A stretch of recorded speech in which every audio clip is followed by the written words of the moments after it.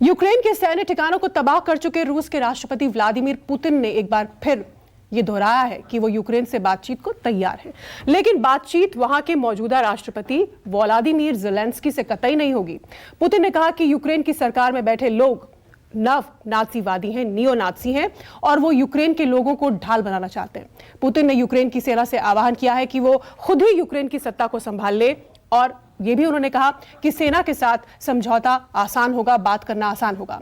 दरअसल यूक्रेन के राष्ट्रपति ज़ेलेंस्की ने आज फिर रूस को बातचीत का प्रस्ताव दिया था, तो वहीं चीन के राष्ट्रपति शी जिनपिंग ने भी पुतिन से फोन पर बातचीत कर यूक्रेन के संकट को बातचीत के जरिए सुलझाने की अपील की थी। हमारे साथ एक बड़ा पैनल है और हमारा मुद्दा इंटरनेशनल बहस का आज का है कि हमले के बीच बार बार लाइव आ रहे हैं पुतिन, क्यों, क्या संदेश देना चाह रहे हैं और अमेरिका और नेटो को क्या अब विश्व युद्ध का टेंशन सता रहा है। हमने अभी नेटो की पीसी में भी सुना।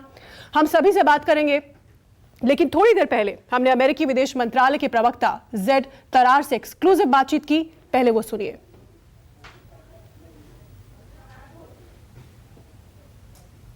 रूस यूक्रेन संकट लगातार बना हुआ है, जंग जारी है, युद्ध जारी है और इस पर बात करने के लिए इस वक्त हमारे साथ जुड़ गए हैं जेड तरार। ये प्रवक्ता हैं अमेरिकी विदेश मंत्रालय के और हमारे साथ वॉशिंगटन डीसी से इस वक्त जुड़े हुए हैं।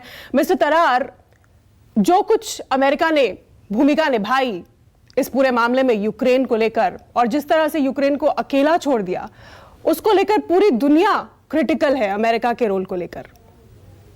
वो कह रहे हैं कि आपने यूक्रेन को अकेला छोड़ दिया।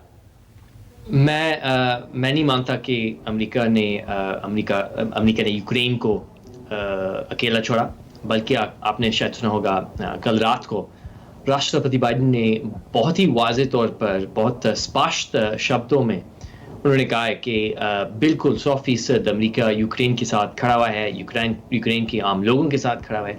अगर आप हमारे जो सीनियर लीडर्स हैं, सिर्फ राष्ट्रपति बाइडेन नहीं बल्कि विदेश मंत्री ब्लिंकन भी शामिल हैं, तो वो लगातार हमारे जो करीबी दोस्त हैं, सहयोगियों हैं, उनके साथ मुसलसल राब्ते में हैं। हम जो भी मुमकिन है इस वक्त हम कर रहे हैं यूक्रेन के लिए और यूक्रेन के आम लोगों के लिए। कल रात हमने एक नया प्रतिबंध यानी कि सैंक्शंस कैंपेन को कायम किया। ऐसा सख्त किस्म का कैसे कि प्रतिबंध पूरी दुनिया ने कभी नहीं देखा हाल में। तो मेरे नहीं ख्याल कि हम कह सकते हैं हमने यूक्रेन को अकेला छोड़ा है। ये कहते हुए हमें मानना पड़ता है कि यूक्रेन एक मुश्किल दौर से, इंतहाई मुश्किल दौर से गुजर रहा है और यूक्रेन के आम लोग जो हैं वो बिल्कुल एक बदतरीन सूरत हाल में हैं। ये कोई इनकार नहीं कर सकता। अब सवाल ये उठता है ये कि हम इस पॉइंट पे कैसे आए हैं, और इसका जवाब ये है कि व्लादिमीर पुतिन और रूस ने बजाय कि जो शांति थी 30 साल से, बजाय कि वो शांति और बातचीत की तरफ जाए, पुतिन ने जंग, लड़ाई, युद्ध का रास्ता चुना और अब उसके नतीजे हम देख रहे हैं। लेकिन मिस्टर तरार, वो लड़ाई अपनी खुद लड़ रहे हैं, यूक्रेन अपनी लड़ाई खुद लड़ रहा है। इस वक्त वो बिल्कुल अकेला है। मेरे मायने ये कहने से कि आपने यूक्रेन को अकेला छोड़ दिया। हाँ, हम सब जानते हैं कि राष्ट्रपति बाइडेन ने कड़े आर्थिक प्रतिबंध लगाए, पहले भी लगाए और कल रात भी उन्होंने स्ट्रिक्ट ऐसे रिस्ट्रिक्शंस लगाए हैं रशिया को लेकर। लेकिन अपनी लड़ाई तो यूक्रेन अकेला लड़ रहा है और वो आखिरी पल तक गुहार लगाते रहे उनके प्रेसिडेंट ज़ेलेंस्की। इसलिए दुनिया कह रही है कि आपने उनको प्रोटेक्ट करने में उनकी मदद क्यों नहीं की और नहीं की। मैं समझ सकता हूं कि ये शायद एक फ्रस्ट्रेशन की बात है, लेकिन राष्ट्रपति बाइडेन बहुत ही क्लियर थे, बहुत स्पष्ट शब्दों में उन्होंने ये कहा कि अमेरिकी सैनिक फोर्सेस यूक्रेन में नहीं जाएंगे, ना नेटो फोर्सेस यूक्रेन में जाएंगे, ना नेटो ने रूस पर हमला करना है, क्योंकि नेटो एक डिफेंसिव अलायंस है, एक डिफेंसिव इत्तेहाद है और इसलिए जब तक कि रूस ने नेटो पर हमला नहीं किया तो नेटो ने रूस पर भी हमला नहीं करना और हमने रूस के साथ जंग नहीं लड़ना। और ये शायद ये भी ज़ाहिरी बात है कि अमेरिकी फोर्सेस यूक्रेन में नहीं जा सकते। ये कहते हुए अब सवाल ये उठता है कि हमने क्या करना है आगे आने वाले दिनों में, और इसका बिल्कुल भी ये भी जवाब है कि हमने प्रतिबंध लगाने हैं। मैं समझ सकता हूँ कि सिर्फ ये सुनते हुए कि आप आर्थिक प्रतिबंध लगा रहे हैं जबकि बम और मिसाइल आ रहे हैं यूक्रेन पर, तो ये ऐसे लग सकता है कि ये बहुत कम है। लेकिन जब आप करीब से देख रहे हैं इसको, तो फिर आपको महसूस होता है कि ये असल में इंतहाई सख्त किस्म के आर्थिक प्रतिबंध हैं। $1 ट्रिलियन जो रूस के बाहर है इस वक्त, वो बिल्कुल फ्रीज हो चुका है। उनके फॉरेन करेंसी रिजर्व्स भी हम काट चुके हैं उनको।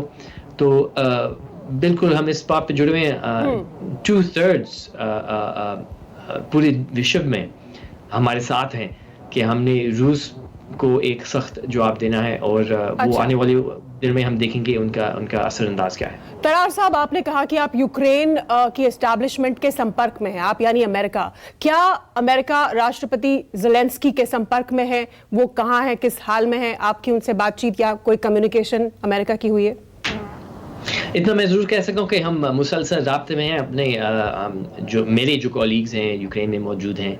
तो बिल्कुल ये मैं कह सकता हूँ, जहाँ तक जो ऑपरेशनल मामलात हैं, जो मिनट टू मिनट सूरत हाल है, उस पर मैं बहुत जानकारी मैं नहीं देना चाहता। ये ज़ाहिर बात है क्योंकि एक इवॉल्विंग सिचुएशन है, और ये है भी एक सैनिक सिचुएशन है। एक आखिरी सवाल, क्या रशिया के साथ अमेरिका बातचीत के लिए आगे बैठेगा? क्योंकि व्लादिमीर पुतिन ने अब बातचीत में इंटरेस्ट दिखाया है, उनका अगर लेटेस्ट स्टेटमेंट देखें तो, या इंटरनेशनल कम्युनिटी। जी, पहली बात तो ये है कि जो हमने सुना है रूस से, वो ये है कि अगर यूक्रेन ने हार मान लिया और उन्होंने अपने जो बंदूक है उन्होंने नीचे रखे, तो तब रूस बातचीत पे आएगा। मेरा नहीं ख्याल कि हम इनके बातों पर बहुत भरोसा कर सकते हैं, क्योंकि 2 हफ्तों से हम यही सुन रहे हैं कि उनके यूक्रेन पर हमले करने का कोई इरादा नहीं था, जो कि बिल्कुल झूठ निकला है। और अब जो हम सुन रहे हैं, एटलीस्ट मीडिया के ज़रिए हम सुन रहे हैं, वो ये है कि वो अब बातचीत पे आ रहे हैं। जब नेटो, यूरोपियन यूनियन, अमेरिका ने हमने मुकम्मल तौर पर कोशिश की है कि हम बातचीत के ज़रिए जितने भी उनके लेजिटिमेट सुरक्षित कंसर्न्स थे, उन पर बात करने के लिए हम बिल्कुल तैयार थे। पिछले हफ्तों में उन्होंने इनकार किया और उन्होंने बिला वजह एक नाजायज़ हमला किया यूक्रेन पर। तो अब सवाल ये है कि उन्होंने क्या अपना हमला को रोकना है, उन्होंने अपने सैनिक फोर्सेस को यूक्रेन से बाहर निकालना है या नहीं? ठीक है, तो आपका ये कहना है कि जब तक रूस अपनी मिलिट्री कार्रवाई अगर नहीं रोकता है तो बातचीत का कोई सवाल नहीं उठता। हमसे बात करने के लिए बहुत बहुत शुक्रिया, धन्यवाद मिस्टर ज़ैद तरार। ये थे ज़ैद तरार, अमेरिकी विदेश मंत्रालय के प्रवक्ता, जिन्होंने ये साफ कहा कि अमेरिका या नेटो देश रशिया से बातचीत तब तक नहीं करेंगे जब तक कि युद्ध को रोके ना रूस। नमस्कार, मैं हूं मानक गुप्ता। अगर आपको हमारा ये वीडियो पसंद आया हो तो इसे लाइक और शेयर जरूर करें, और हाँ, हमें सब्सक्राइब और फॉलो करना ना भूलें ताकि आप देश और दुनिया की कोई खबर मिस ना करें। चाहे कोई ब्रेकिंग न्यूज हो या कोरोना वायरस से जुड़ी कोई भी अपडेट, पॉलिटिक्स हो या आपकी जेब से जुड़ी कोई खबर, इलेक्शन की कोई न्यूज हो, कोई कंट्रोवर्सी हो या फिर कोई वायरल वीडियो, सब कुछ मिलेगा न्यूज़ 24 पर। तो जुड़े रहिए हमारे साथ और देखते रहिए न्यूज़ 24।